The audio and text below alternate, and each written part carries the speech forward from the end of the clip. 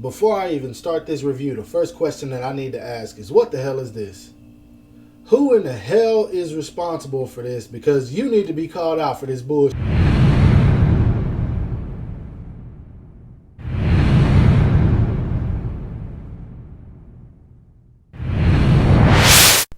Just a friendly reminder from your boy Animated Heroes, don't forget to check out my boys at Sculptimo Toys for the best figures, best prices, and fastest shipping if you guys haven't already. Let's get into it.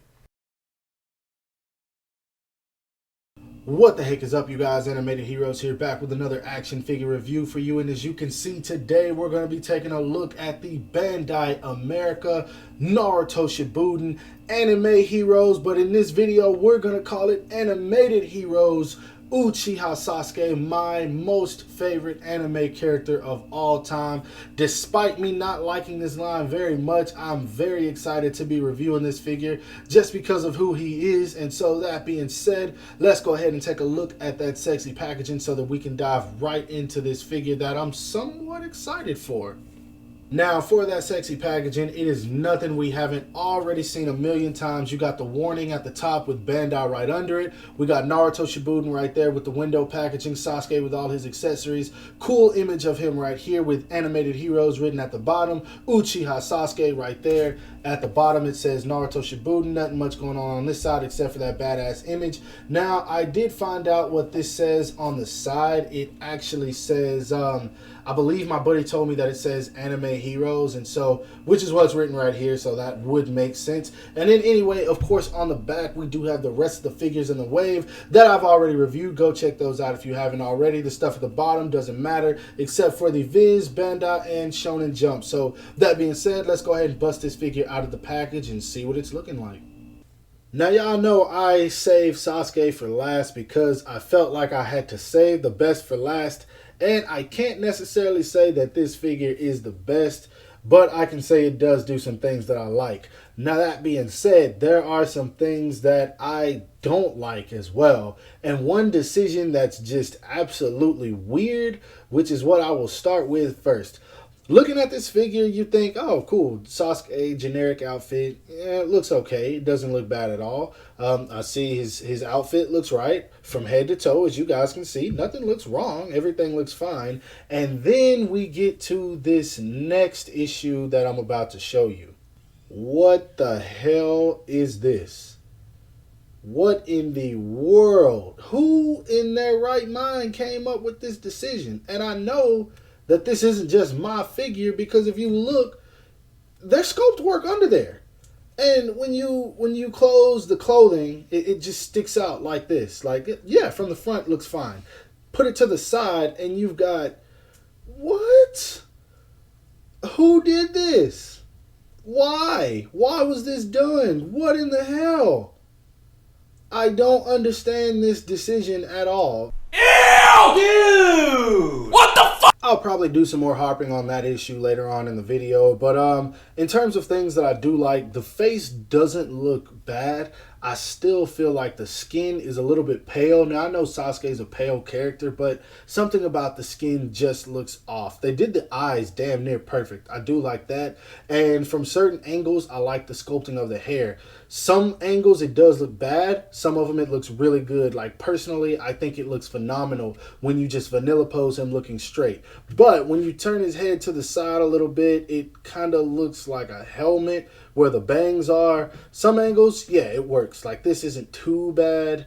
This isn't too bad, but this side, it just looks horrible. And it's kind of because his hair does sway at the back, which that's normal. They did sculpt that right. That does look like that in the show, so I can't complain about that. I really like the sculpt of the outfit. They did a phenomenal job on that. Love the belt. They also did a really great job on that. Also love the little skirt piece. They did a good job on it. It's two separate pieces. Of course, it does hinder articulation, but that was to be expected. In terms of the knees, they're the same as Naruto, and down to the feet, they did a really great job on these. Like, the feet, they are doing much better, in my opinion, than the SH Figure Arts version. It's like they're actually putting effort into it. Honestly, the only issue I have with this figure so far is this. Why? I can live with the hair. It does look weird at certain angles, but why was this done? Who approved this decision? I need them fired right now. I demand it. Now on to apples and oranges. I'll be real with you guys. I don't even know how to compare these two at all. Like Kakashi and Naruto, it was a whole lot that I could compare, and it seemed like it would flow together well. These are clearly two different figures, just like the others, but they're not one and the same, in my opinion. It's just they're totally different. So looking at them side by side, the only thing I can say is it is completely up to preference. As you can see, the skin tone's more vibrant on the SH Figuarts version. It brings out the features in the face. I do feel like now looking at it, he is a bit too tanned. I like the sculpt of the hair on this one more at the back than I do on this one. The front looks fine. I just don't like how they did the back. The gray, of course, on the SH Figuarts is leagues better. The belt so much I don't mind on this one because I don't feel like it was that dark in the show, but it was that long. His belt was a bit longer than it is on this one. Skirt piece is fine. I'm okay with either of these. Now, in terms of the pants, I do like the SH Figuarts more because this was back when they used to shade their figures. So the pants, I'm going to like these a whole lot more. And the feet on both of them are fine. I can't complain about those. And then, of course, the main issue, the side by side. Don't look bad on this one until you lift that arm up. What is going on, man? I can't even... Y'all don't think I'm making a whole lot of jokes about this. I'm not even joking. This is... Moving on. And for what I was saying about the hair pieces, and I mean specifically at the back, as you can see on this one right here, his hair is sculpted all the way down into the collar versus this one. The hair's just sculpted to the back of the neck to where basically you can move his head up and down. And I would be more willing to lose articulation for accuracy because I just don't like that at all. Like right here, it looks fine, but when you tilt that head forward even a little, if you want to take a picture of him just looking down, that just doesn't work. For his height, to the very top of his hair, Sasuke stands literally right at about 6 inches. And to the top of his forehead, he's roughly 5.5. So once again, he's probably going to fit very well in scale with Naruto and Kakashi. Still think Kakashi's a little too small, but of course we'll see once we get to the size comparisons later in the video. For that articulation, of course, you got the articulated jacket that comes up and shows that Sasuke body, even though I don't like it. Nah, I'm just kidding. So he does look up, not at all, of course, because of the hairpiece. He looks down almost none, which is disappointing because as you can see, the neck does move around in there. I think it's probably on a double ball peg, so I don't know why the head can't look down, but that's about as much as you get. You get very little tilt. Of course, the collar is going to hinder anyway, but still, it would have been cool to have. His arm goes up, out that much, as you guys can see, fine. He can swivel it all the way around. He does have a bicep swivel. Double jointed elbows work very effectively. Hands are on a ball peg, as usual, we've seen before. You can pretty much move them around however you want. They do kind of pop off easy, but they are very well engineered.